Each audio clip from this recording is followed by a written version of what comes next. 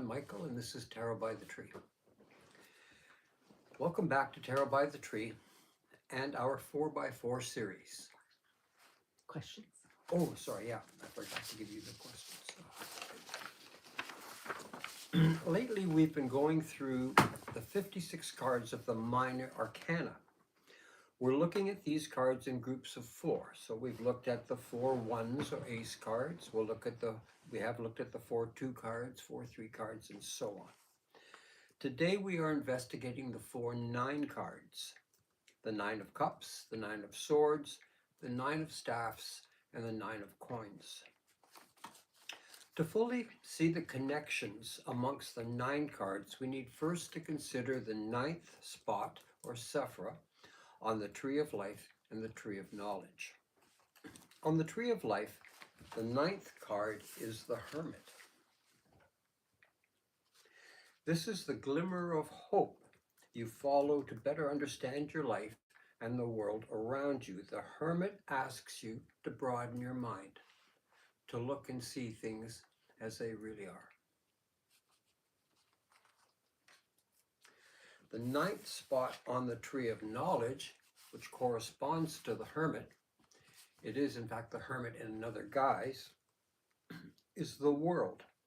The world shows an awakening of the masses as everyone works to rise above their animal nature. Again, this is kind of a realization.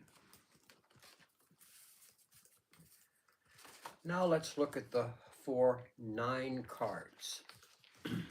We'll be looking at the 9 of Coins, the 9 of Cups, 9 of Staffs, and the 9 of Swords.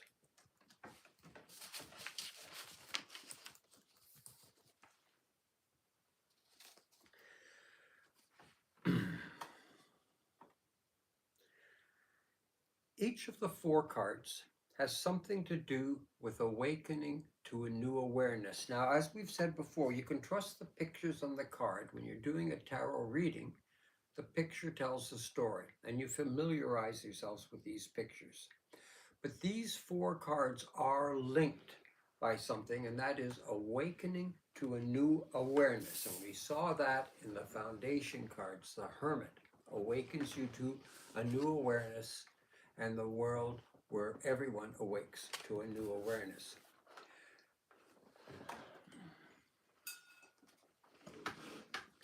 The 10 cards are completion. We're going to look at that next week.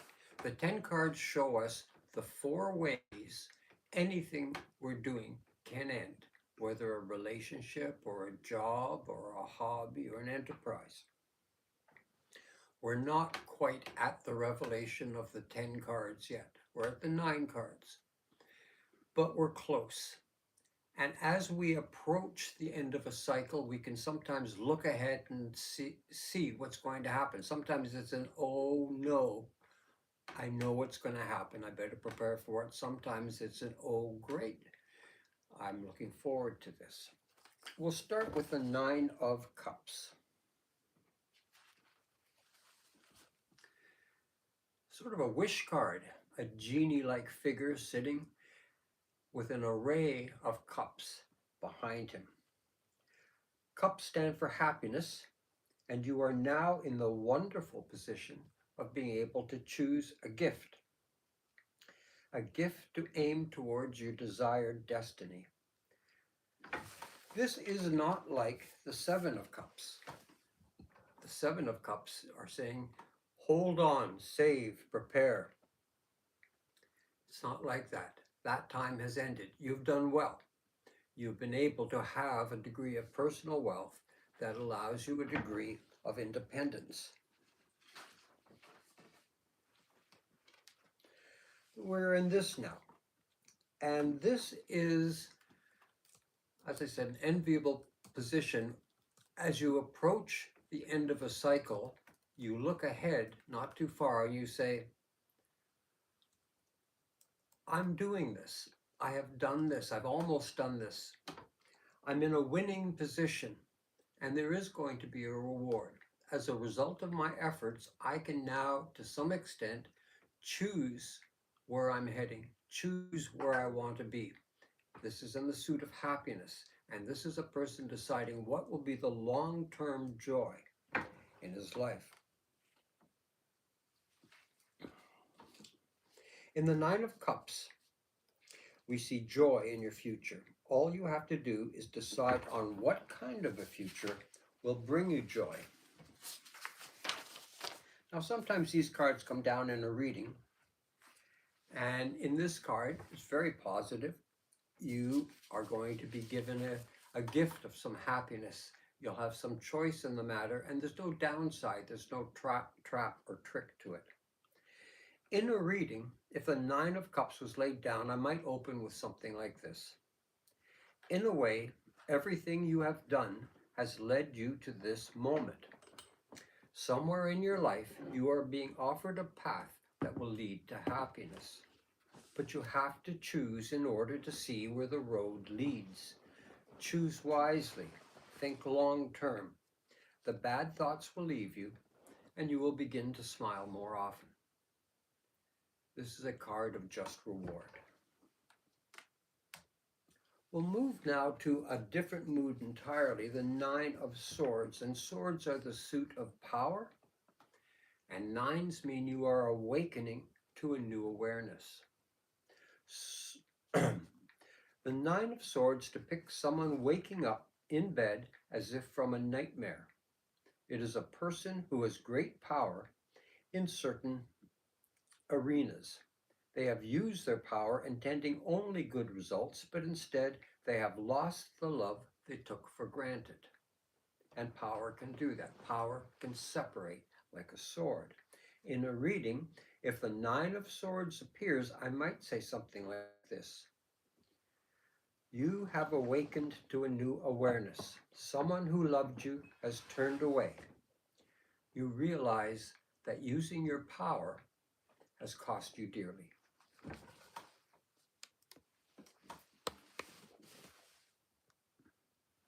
Now we want to know what this card is not. The Nine of Swords is a card of sadness, a card of realizing you are approaching the reality of loss of a loved one. What this card is not is the Knight of Swords. The Knight of Swords is, in a sense, attacking. Perhaps he's defending, but he's rushing into a conflict or a situation, brandishing his sword on his charger. This is the use of power, and it can be a good thing, as we said, protection, anything like that. But this card is not about this. This is a card of using your power and having to accept the damage. And in this case, the damage has been to yourself, and it is the loss of someone you cared about.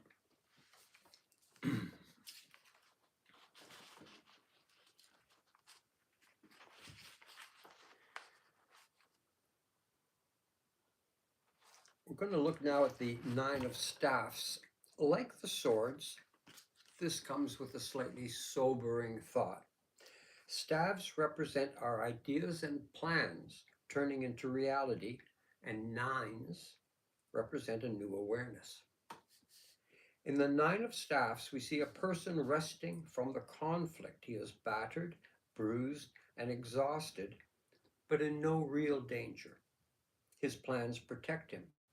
However, the implementation of his plans do not always go his way. He is sometimes disappointed in those around him and feels that they are not always meeting his standards.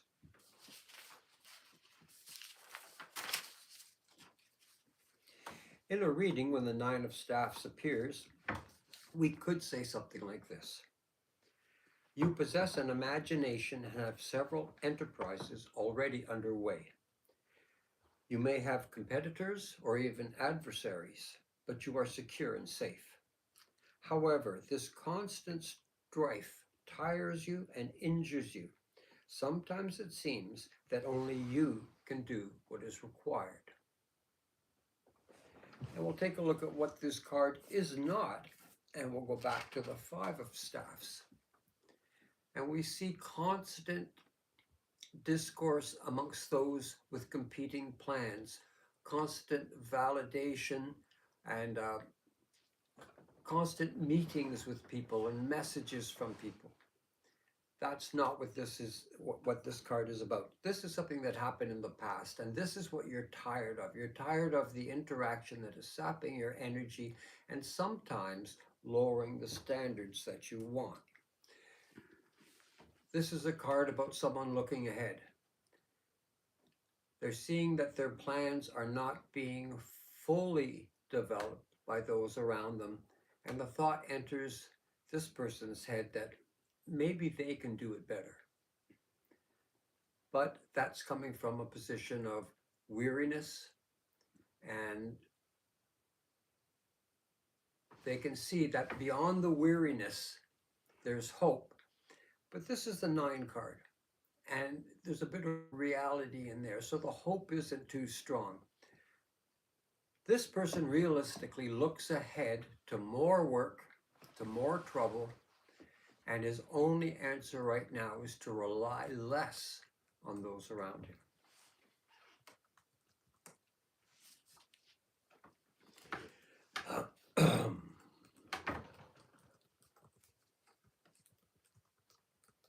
Let's move now to the coins.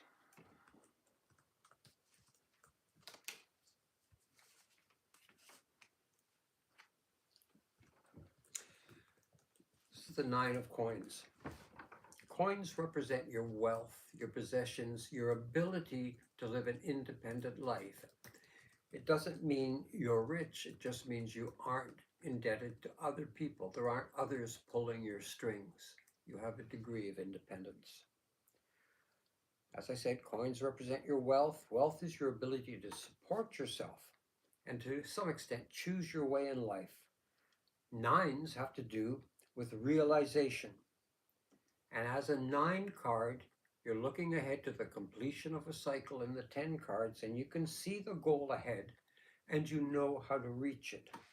The person in the 9 of coins is a lady of achievement. She has succeeded in her life. She is self-secure. Her mind is guarded and controlled. She embodies long-term improvement. She embodies the feminine powers. She is beauty plus strength. In a reading, when the 9 of coins is laid down, you could say something like this. There is a strong feminine spirit in you. You seek beauty and build for the future. You are graceful and strong, independent and self-controlled. You are at a point in your life where you can almost see the near future. You know you are already where you need to be. The road ahead seems to lead you to where you want to be. This is a good card. This is a card of life expectations fulfilled.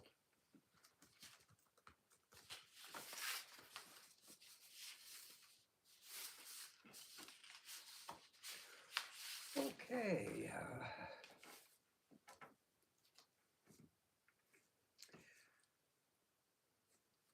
I don't know if I mentioned, just going back a bit with the 9 of coins, that's a wish.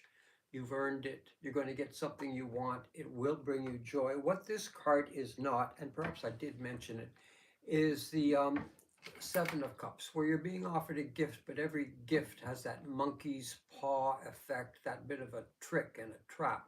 It's not like that at all. As we mentioned, this is another good card. And when we look at the 9s, we can see 2 really good cards. You're being offered a gift, and you're being guaranteed a happy future. These are really great. When we look at the 2 9s of staves and swords, we can see with the swords, heartbreak. You wonder if it was worth the use of your power because of what you have lost. And we have that kind of tedious tiredness and the lack of trust in those around you and the feeling that you can do it all better yourself. But overriding all of this is that feeling of weariness and the feeling that this is using up a lot of your vital life's power dealing with all these plans and enterprise. Okay, Jocelyn, shall we take a look and see if there are any questions? You mentioned that the 9 cards mean new awareness. In a way, doesn't every card mean that? My answer to that is yes, but every card can convey a new awareness. But often we only guess about the future or hope for a better future. With the 9 cards, we are almost there. The 10s are completion of a cycle. With the 9s, we're on the verge. The 10 cards represent completion or the end of a journey. In a sense, you are on a trajectory already with the 9 cards. For better or worse, the 9s give us an accurate glimpse of what the 10 cards will be like. Do the 9 cards always predict the 10 cards? In general, the minor arcana predicts likelihoods or possibilities, while the major arcana predicts forces beyond our control. And we are dealing with the minor arcana. And in general, these are forces that we can overcome or avoid. However, the 9 cards are a rational glimpse into a probable future. The 9 cards, in a way, are more about a personal revelation than just a prediction. Why do swords always bring a bit of sadness? And that's the rule of swords, and we've discussed that before, and that's why the sword has 2 edges, at least as the tarot cards are concerned, because swords are about power. Strength is an internalized thing that doesn't show and doesn't leak out and affect other people. Swords are about power, and with the use of power, there is often a winner and a loser. The pain of the loser can be contagious, and that's often what you feel when you use power. And the loser, it's just not over at that point. I know you can set in motion a revenge cycle or anything else. What happens when we realize our mistakes, but it's too late to change anything? Yeah, and that's what we saw in the 9 of Swords, waking up and saying, oh my God, I've made a mistake. I didn't intend to encounter this loss, and had I known, I would have done it differently. So what we do is we learn to deal with loss, and we all do that throughout our lives. And with a bit of luck, we can maybe learn from our mistakes.